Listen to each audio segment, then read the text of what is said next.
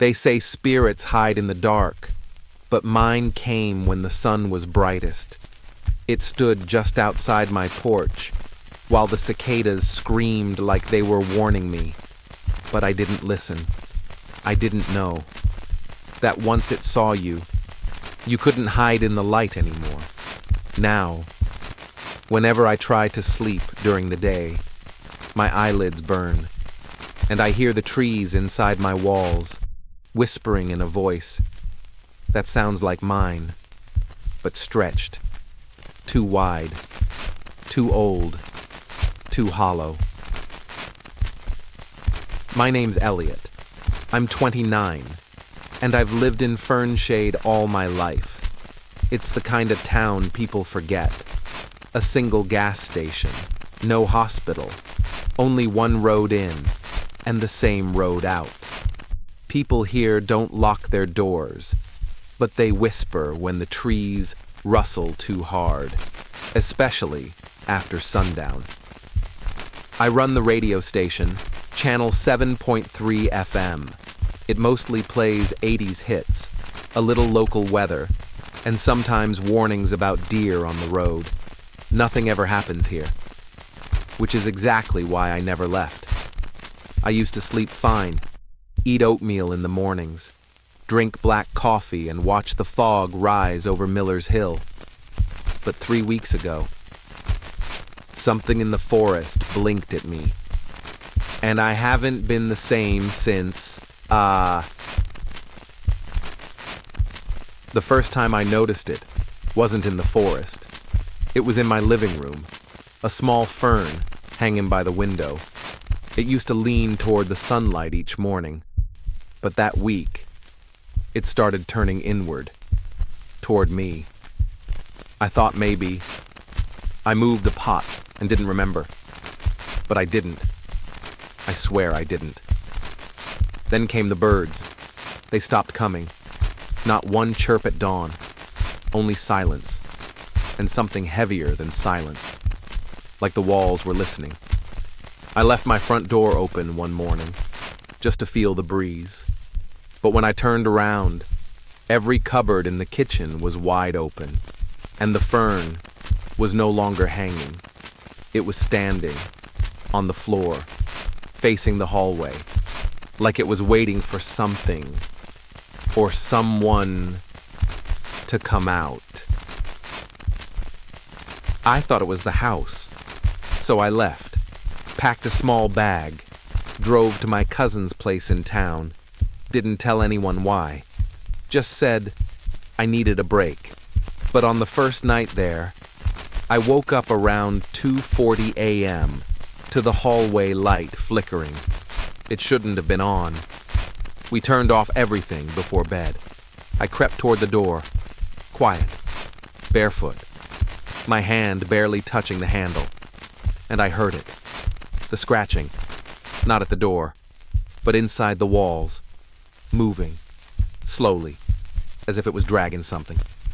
I called out, "Eli, you up?" No answer. Then, the light in the hallway went dead.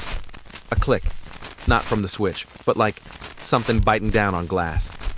The next morning, Eli asked me why I was walking around all night. I wasn't. He said he saw someone standing behind the curtain in the living room, watching the street, tall, unmoving, with shoulders bent the wrong way. He thought it was me, until I came out of the bathroom. I left before sunset that day. I didn't go back home. I drove, just drove, until I found a motel, one of those out-of-place, too cheap ones, flickering sign, no other cars in the lot. The guy at the desk didn't even look up, just handed me the key. Room 6, always room 6. That night, I tried to sleep with the lights on, but my body wouldn't let me.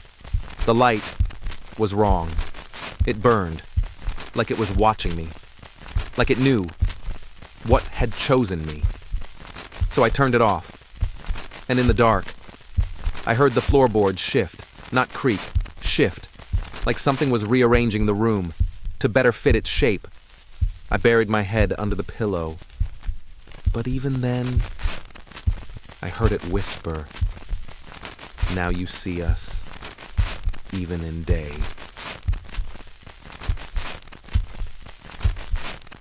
I thought maybe it was just me, that something in my brain had snapped from stress, from being alone too long. So I did something stupid. I called Dr. Henley, my old psych professor. We hadn't spoken in years, but he answered like he was expecting it, like he knew. I told him everything, except for the forest. He didn't laugh, didn't say I was crazy. He just asked one thing. "Do you still see the shade, even when the sun is overhead?" My breath caught, because I did, always slightly off, like the trees or buildings cast shadows in the wrong direction. He told me to check my arms. He said, "There should be patterns there, spirals, bark textures, thin root-like veins branching the wrong way." I looked. Under the motel bathroom light, they were faint, but there, like something under the skin, was growing its own map.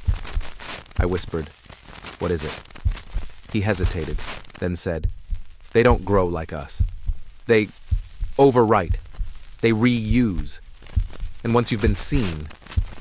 Silence. I thought the call dropped. But then, I heard his voice again. Except it wasn't his voice. It was mine. A perfect copy, saying something I hadn't said. "You sleep in their light now." The call ended. The motel lights all flickered. Then came the smell.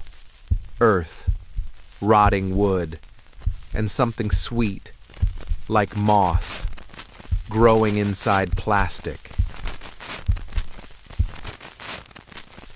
I left the motel that night. Didn't even grab my keys. I walked. I didn't know where. Just away from electric light. Away from reflections. Because every time I caught my reflection, even just a glimpse in a window, my body blinked slower than I remembered. Like it was sinking to something else. I haven't slept. I can't sleep. Whenever I try, I hear the forest, but not through my ears, through my bones. I hear cracking bark, soft wind under soil, roots pulling like ligaments, and my name. Not shouted, not whispered, just remembered, by something that shouldn't be remembering it. I tried filming it. One night I set up my phone, let it record while I sat in the corner, trying to stay awake. When I played it back, there was no video, just a still frame of me, but wrong. My posture, too symmetrical. My eyes, just slightly too wide. My mouth, slightly parted, like something was wearing me as a pose. And then, halfway through the video, the image moved. But I didn't. Only the copy moved, smiled, reached out, and pointed at something behind the camera. I turned off the phone, threw it into the motel pool.